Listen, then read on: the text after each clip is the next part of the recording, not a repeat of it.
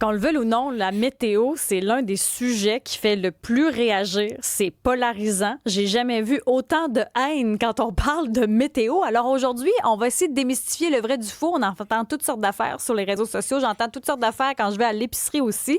Et l'un des professionnels pour nous parler de météo, c'est Jean-Charles Beaubois, météorologue, président de Météo Global. C'est lui, entre autres, qui se promène avec je recommence ma phrase. C'est le météorologue mobile qui, dans tous les festivals, puis qui va nous aider à dire, bon, les montgolfières, ils partent ou ils partent pas, puis bon, il va-tu pleuvoir ou pas, là, parce qu'il faut savoir si on ferme les sites ou pas quand on veut prendre des décisions à la dernière minute. C'est lui, le grand Manitou, derrière. Donc, si vous avez des questions, vous savez pas trop, c'est-tu vrai qu'il y a plus de ça? C'est-tu vrai le réchauffement climatique? C'est-tu vrai? Ben, vous pouvez poser nos questions, vous pouvez vous appeler. Mon Dieu, 3, 4. Vous pouvez poser vos questions. 187 Cube Radio, 1-877-827-2346. C'est la chaleur qui est en train de faire fondre mes idées, c'est pas mêlant. D'ailleurs, Jean-Charles Beaubois avec nous. Merci d'être là. Bonjour Isabelle, ça va bien? Merci. D'ailleurs, trop d'enthousiasme. C'est ça, là. Moi, quand on parle de météo, ça vient me chercher. Mais dites-moi, aujourd'hui ou demain, habituellement, on sait qu'il y a des précipitations, des averses pour la fête nationale. Est-ce qu'il y en aura aujourd'hui ou demain, là, partout à travers le Québec? Oui, mais il y en a déjà. Alors pour l'instant, ça se cantonne essentiellement vraiment un peu plus au nord, l'Abitibi, le nord du Saguenay, au lac Saint-Jean. Pour l'instant, on a quelques cellules qui sont même orageuses et qui sont déjà passées ce matin. Alors pour la région de Québec, on a un risque pour la soirée d'avoir un peu de pluie. On a une équipe d'ailleurs qui est sur place avec une météo mobile et donc on va surveiller ça parce qu'il pourrait y avoir aussi peut-être un orage isolé parce que c'est vrai que déjà là maintenant il fait très chaud et surtout très humide. Et la chaleur et l'humidité, ce sont deux ingrédients vraiment parfaits pour avoir l'explosion de quelques précipitations, surtout en fin d'après-midi. Donc ce sera une situation à suivre. Ce sera probablement plus calme dans la région de Montréal et pour le spectacle de demain, ben là c'est un peu plus calme avec probablement peu voire pas de précipitations, mais des chaleurs accablantes. Ressenti 46 aujourd'hui dans le sud, dans le centre. Est-ce que c'est anormal d'avoir ce genre de température-là au Québec ou est-ce qu'on a la mémoire courte puis ça arrive à chaque année? Je pense qu'on a la mémoire courte. Des canicules déjà, on en a en moyenne. Je pense que c'est 3 statistiquement, c'est 3 par année. Donc rien d'anormal de ce côté-là. C'est certain qu'on a beaucoup d'humidité sur cette première canicule, avec cet effet donc qui fait que le ressenti est vraiment très désagréable, puisqu'on atteint un ressenti de plus de 40 pour la journée d'aujourd'hui et pour celle de demain également. On respire à partir de mercredi. Il y en a beaucoup, tu sais, à chaque fois qu'il y a des écarts de température comme ça, là, comme là, on a quand même une vague de chaleur pour certaines régions, une canicule pour d'autres, on a eu des températures plus froides en mai. À chaque fois sur les réseaux sociaux, ça s'affole. Ben, ils parlent de changement climatique puis il fait 10 degrés aujourd'hui.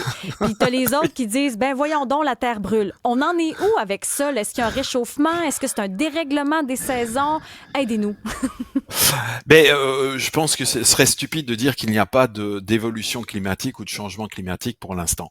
On vit une période où c'est certain, on a une évolution avec une augmentation moyenne des températures à travers la planète. Mais c'est sûr que réagir sur une canicule, pendant 2 jours il fait plus chaud, pendant 2 jours il fait plus froid, ça n'a aucun sens, parce que c'est pas là où on peut mesurer l'évolution climatique, c'est vraiment sur le long terme. Il suffit de voir sur ces dernières années, vous le disiez en introduction, on est sur tous les festivals. Il y a 4 ans, on n'était pas sur les festivals. Pas parce que les gens n'en avaient rien à faire qui organisent les festivals, simplement parce que le besoin était peut-être un peu plus faible. Ça fait plusieurs étés les uns derrière les autres où on a régulièrement des orages, des périodes d'orage et des orages parfois violents. Quand on prend l'exemple de débit l'année dernière qui a déversé des quantités astronomiques d'eau, notamment dans la région de Montréal, ce sont des phénomènes, en fait, qui ont toujours existé, si ce n'est qu'ils sont de plus en plus nombreux. Et c'est ça la différence et c'est ça l'évolution. On entend souvent dire ça. Oui, mais dans mon temps, il y en avait des orages. Oui, mais dans mon temps, il y en avait. Oui, il y en avait, ça c'est évident. Il y a toujours eu des orages, un conflit entre une masse d'air chaude et une masse d'air froide, ça a toujours existé et ça existera toujours. Si ce n'est que aujourd'hui, c'est de façon plus violente et plus récurrente. On a des événements de plus en plus nombreux et des événements parfois qui euh, l'histoire de débit, dans l'absolu, débit n'était pas anormal, devait laisser une centaine de millimètres de précipitation, si ce n'est que pendant 13 heures, à hauteur de Montréal, elle décide de s'arrêter, de faire un tour sur elle-même et puis de continuer. Et donc, au lieu de laisser 100 millimètres, elle en laisse 200. Et ça, ce sont des choses qui, je veux dire, dans le sens unique, n'explique pas le changement climatique, c'est pas nécessairement dû au changement climatique, mais il faut aller chercher une raison de ce côté-là, quand même. C'est-à-dire qu'on voit, là pour l'instant, on a très chaud ici. Je peux vous dire sur l'ouest de l'Europe, en France notamment, il dépasse les 36 degrés à Paris pour aujourd'hui, avec un ressenti à 45-46 aussi. Donc, je veux dire, sur l'hémisphère nord, ce sont 2-3 jours où il fait vraiment très très chaud. Mais c'est vrai qu'à côté de ça, le mois de mai a été, par exemple pour la région de Montréal, 0,1 ou 0,2 plus frais que la moyenne.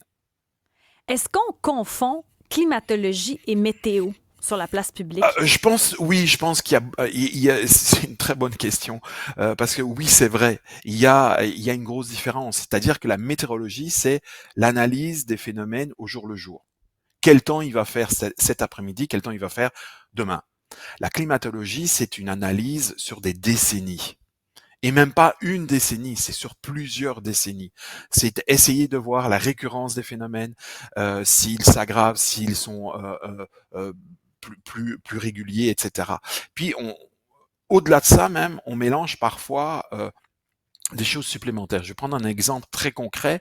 Je sais que dans le sud de la France, souvent on dit maintenant les orages sont beaucoup plus violents, on a des inondations régulièrement, que ce soit à Cannes, à Nice, machin, etc. Dans ces villes-là. Ce qu'on oublie, c'est que il y a 30 ou 40 ans, il y avait des champs, il y avait des forêts. Aujourd'hui, tout a été bétonné, particulièrement dans ces régions-là, qui sont des régions en plus en pente. Donc ça veut dire que quand il pleut, tout dévale dans le bas de la ville et ça crée plus facilement aussi des inondations. Donc il n'y a pas qu'un facteur, il faut regarder un peu tous les facteurs et l'évolution qu'on y met. Au 187 Cube Radio, le 1877-827-2346. Il y a André qui dit les changements climatiques, ça se fait très, très, très lentement. C'est quelque chose qu'il voulait mentionner dans la discussion. Puis j'ai l'impression que ça s'applique peut-être également quand on pense à des tornades au Québec. On a parlé, entre autres, jeudi dernier, ça a été confirmé en fin de semaine à Danville, en Estrie, puis Lefebvre, dans le centre du Québec, proche de Drummondville. Il y a 2 tornades qui ont été confirmées de force EF1 puis EF0. Il y a des gens qui paniquent avec ça, tornade. Mais il faut savoir quand même qu'au Québec, il y en a toujours eu des tornades. Oui. Il y en a toujours eu, bien sûr. Je crois que la moyenne, c'est 7 tornades par été. Donc, c'est à nouveau un événement qui n'est pas nouveau. Maintenant, par exemple, on peut se poser la question, l'année dernière, on a eu une tornade en Montérégie. C'est pas vraiment la région où il y a des tornades habituellement. Donc là, on commence à se dire, tiens, il commence à avoir ce type de phénomène qui a toujours existé, mais il se déplace un peu partout. Et donc, pourquoi se déplace-t-il? Et ça, c'est la climatologie. Ce sont les climatologues qui vont pouvoir, au fil du temps, donner une explication et essayer de répondre à ces questions fondamentales pour voir, parce qu'on parle toujours de changement climatique, mais dans le changement climatique, il y a aussi une évolution structurelle. On a pas, depuis la nuit des temps, on a passé des périodes glaciaires. Oui, vous parlez La c'est un Terre, cycle. voilà, il y a des cycles différents. Et donc, est-ce que les changements climatiques et l'activité humaine notamment exacerbent, augmentent ces cycles, donc font monter très fort les températures, et puis quand on va être dans un cycle froid, peut-être faire baisser très fort les températures. Ça, c'est à analyser et c'est à voir. Mais il faut pas oublier non plus qu'il y a des cycles naturels. Evelyne Tifo, que j'ajoute à la discussion, professeure au département des sciences du bois de la forêt à l'Université Laval. Elle est aussi membre du comité consultatif sur les changements climatiques parce qu'il faut dire qu'en termes de feux de forêt aussi, ça préoccupe. Evelyne Tifo, est-ce que vous sentez, vous, qu'il y a un changement pour les feux de forêt? Là, on sait que ça brûle encore dans l'Ouest. On pense à la Colombie-Britannique, entre autres, là, depuis le début de la saison. Ça a été particulier. Est-ce que vous voyez augmentation? Est-ce qu'il y a changement à ce niveau-là? Oui, quand on regarde les feux à l'échelle canadienne, là, je consultais les statistiques, là, quand on regarde les superficies brûlées au cours des 25 dernières années, ensuite des 20 dernières, 15 ans, 10 ans, 5 ans, ben le chiffre augmente à chaque fois. Bon, on a eu l'été 2023 qui a été catastrophique au Canada, d'ouest en est. Mais là, la progression des feux cette année, là, on se disait, l'année 2023 était vraiment catastrophique. Ben, 2025 commence à ressembler à ça, là, avec les feux qu'il y a eu, Manitoba, Saskatchewan, en Ontario, puis en Colombie-Britannique. Et donc, c'est ça, quand on regarde les moyennes, ben, la moyenne, elle augmente d'année, selon la période de temps qu'on regarde. Puis on se rapproche de la période récente, là. Et donc, on voit clairement une augmentation. Puis il y a des études récentes, là, ben, qui montrent c'est quoi la probabilité qu'on ait des conditions favorables aux feux de forêt. Si c'était purement les phénomènes naturels là, dont vous parliez, par rapport à si on rajoute l'effet des changements climatiques causés par l'humain. Et donc, dans le fond, l'action humaine sur le climat augmente la probabilité qu'on ait des conditions favorables aux feux de forêt. Donc, on ait des périodes de sécheresse prolongées, des périodes de chaleur intense qui créent des conditions favorables aux feux. Donc, par exemple, le mois de mai qu'on a vécu au Canada, qui a brûlé beaucoup en Saskatchewan ou Manitoba, ben là, une recherche récente, là, ils ont analysé très rapidement les données, puis on dit, ben, avoir un hiver et un début de printemps si sec et si chaud pour cette région-là, ben, c'était plus probable à cause du changement climatique causé par l'humain. On disait qu'en date du 17 juin, c'est à peu près 3 millions d'hectares qui ont été brûlés. Encore une fois, quand on pense à des feux de forêt, moi, j'entends souvent dire, ben oui, mais rappelez-vous les feux de 90, puis rappelez-vous, il y a eu ces feux-là, puis les feux de forêt peuvent aider la régénérescence des forêts. Vous dites quoi à ces propos-là? Ben, des feux de forêt, il y en a toujours eu. Donc, la forêt boréale, bon, une grosse partie de la forêt canadienne est adaptée à ce genre de feux-là. Sauf que là, ce qu'on observe, c'est qu'il y en a plus et ils sont de plus grande ampleur. Et ils arrivent à des périodes de l'année où ce qui arrivait pas avant. Donc, on voit la saison des feux qui s'allonge. Donc, oui, il y en a toujours eu. Mais là, il y en a vraiment plus là, quand on regarde les statistiques. J'aimais ce que l'autre invité disait que il y a des événements. Genre, oui, il y a des événements climatiques qui se passent à des endroits qu'avant, bon, ben il y avait pas nécessairement d'habitation ou autre. Peut-être qu'on voyait moins les impacts. Là, on voit des feux, ben là, proches des populations, peut-être à des endroits qui étaient pas si développés avant. Et donc, les impacts sur les communautés humaines, en fait, les endroits qui sont habités, ben eux sont plus visibles et plus fréquents que ce que c'était avant parce qu'on habite le territoire différemment d'il y a 20 ans, 30 ans ou 40 ans. Est-ce que justement, on habite plus loin? Oui, vous alliez rajouter, Monsieur Dubois? Oui, si je peux rajouter juste un petit, pour aller dans le même sens aussi, c'est que il faut parfois se méfier, surtout au niveau météo, des statistiques. Je vais prendre un exemple. On peut se dire, tiens, tel mois de juillet ou tel mois d'août, on a la même quantité de précipitations que la moyenne. Mhm. Par exemple, le mois d'août de l'année dernière. Oui, mais il faut pas oublier que tout est tombé en 20 heures ou 22 heures, et puis le reste du mois peut être très sec, et donc quand on a des quantités comme ça qui tombent en très très peu de temps, ben, le sol n'absorbe pas, et donc les forêts n'ont pas le temps non plus d'absorber, et s'il fait très très chaud 2 jours plus tard, ben, les conditions sont à nouveau réunies pour que des feux de forêt se développent assez rapidement. Il y a un rapport... Et on voit aussi... Oui, allez, il y a un rapport qui est le Global Forest Watch. Là. Vous nous avez en fait parvenir ça. C'est un rapport sur la perte des forêts tropicales en 2024. Qu'est-ce que ça veut dire, ça? Ben en fait, on le sait que les forêts tropicales à la grandeur du monde, moi, c'est un biome là, qui est sous pression, qu'il y a de la déforestation, notamment pour le développement de l'agriculture et tout. Mais donc, ce que fait Global Forest Watch, c'est qu'il essaie d'analyser les causes de la perte là, de forêts tropicales. Et là, pour 2024, ben c'était beaucoup les feux parce que les régions du monde, là, donc de l'hémisphère sud, a connu une période de sécheresse vraiment, vraiment importante, là, notamment au Brésil. Et donc, là, ça crée des conditions où la forêt est particulièrement sèche. Et là, c'est les activités humaines, d'agriculture, d'occupation du territoire qui a déclenché des feux parce que la forêt qui doit être humide, la forêt tropicale est humide d'habitude, là, elle est particulièrement sèche et donc ça a causé les conditions favorables au feu et donc ça a été des pertes là, vraiment, vraiment importantes là, et ça vient s'ajouter à l'action humaine, donc à la coupe illégale, là, par exemple, de forêt. Là. Donc, on a vu une perte plus importante de couverts de forêt tropicale parce que l'effet des feux était particulièrement important en raison d'une période de sécheresse vraiment, vraiment intense qu'a connue l'hémisphère sud. Quand on parle de climat ou de météo, là, comme on fait présentement, il y a toujours des gens qui vont dire « Bon, les éco-anxieux, vous êtes éco-anxieux. » Vous répondez quoi à ça? Ben, je dirais que il faut pas nécessairement être. Moi, en tout cas, je me considère certainement pas comme éco-anxieux et certainement pas non plus comme éco-extrême, mais il faut pas être non plus éco-con. Et donc, il faut constater quand même qu'il y a une évolution. Il faut en tenir compte. Comme je le disais, moi, je me pose plus de questions, par exemple, par rapport aux causes réelles, par rapport à ces changements climatiques. Mais nier les changements climatiques, c'est être con. Là, je suis désolé, on le voit tous les jours ou tous les 2 jours. Nous, au jour le jour, dans le métier de météorologue, donc de faire la prévision pour le lendemain ou le surlendemain, on voit l'évolution. On le voit. On a des phénomènes sans arrêt de plus en plus extrêmes, de plus en plus différents, des choses qu'on appelle linéaires, une dépression tout à fait traditionnelle, un franc chaud, un franc froid qui se...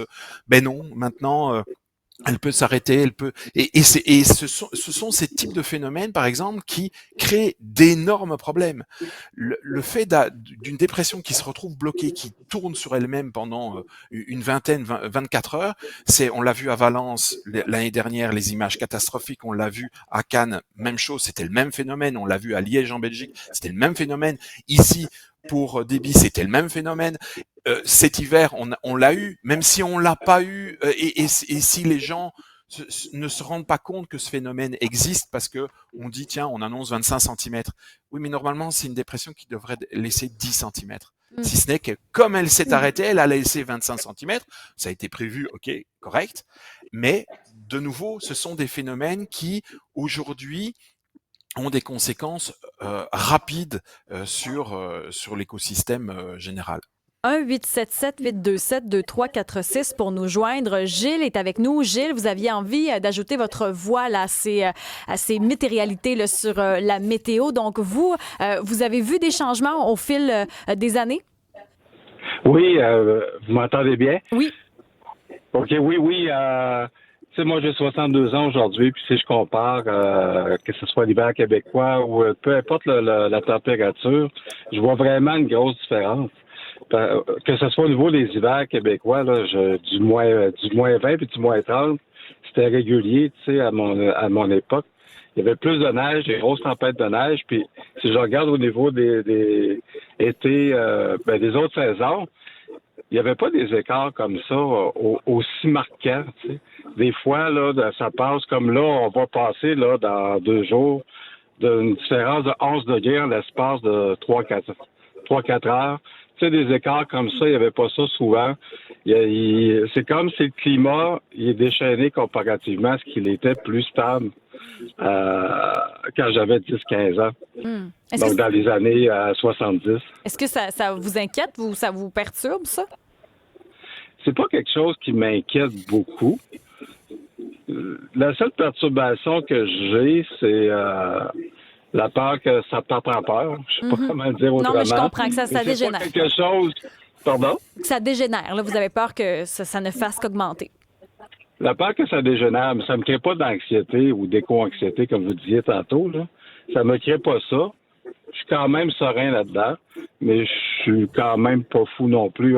On n'a pas aucun contrôle sur la température, qu'on le veuille ou non, tu sais. Ouais, puis là, vous avez trouvé des moyens aujourd'hui pour vous rafraîchir là, avec la chaleur qui s'installe partout?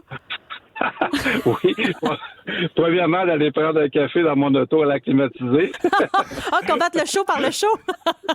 Le chaud par le chaud. Puis après ça, ben c'est sûr, je vais probablement passer plus de temps à l'intérieur qu'à l'extérieur parce que je suis climatisé. Mon appartement est climatisé aussi. Mais je vais quand même aller prendre une marche parce que j'aime la chaleur, moi, contrairement à d'autres personnes. On va en J'aime profiter. mieux le chaud que le froid. Ben, Gilles, on vous souhaite une belle journée, une bonne fête nationale aussi. Ben, merci beaucoup, Isabelle. Bonne fête nationale. Jean-Charles Beaubois, météorologue, président chez Météo Global, qui va sillonner les routes du Québec là, pour déterminer si les sites vont rester ouverts, s'il y a des orages, pas d'orages, qui nous dit qu'on va s'en sortir quand même pour la fête nationale. On vous souhaite une belle journée. Vous gardez le sourire, pas trop découragé par la météo, donc. Non, certainement pas. Et, je pense qu'il faut l'anticiper. Aujourd'hui, c'est, par exemple, nous, c'est ce qu'on essaye de faire, c'est de la subir. On doit la subir. On n'a pas le choix. Quand un phénomène arrive, c'est comme ça. Mais l'anticipation, c'est le maître mot. Evelyne Tifo, professeure au département des sciences du bois et de la forêt à l'Université Laval. Est-ce qu'on contrôle les feux à l'ouest finalement? Est-ce que ça se passe un peu mieux? Ben, il y a eu quelques précipitations là, qui aident, là, mais ça va être un été très, très chaud. Là. Le Québec, on va probablement bien s'en tirer. Là. Les prochains jours vont être un peu plus à risque, là, mais on devrait avoir un été pas trop en feu au Québec. Là, mais ça nous permet de prêter nos ressources puis de donner de l'aide là, aux provinces de l'Ouest là, qui vont être en feu, hélas, encore quelques mois. On vous souhaite une belle journée. Merci pour votre collaboration à l'émission, vos lumières également, parce que la météo, et là, c'est un sujet qui fait énormément réagir. Maintenant, ce qui fait réagir aussi, c'est nos jeunes qui ont de la difficulté à se trouver des emplois. Qu'est-ce qu'on va faire cet été? Bien, vous le saurez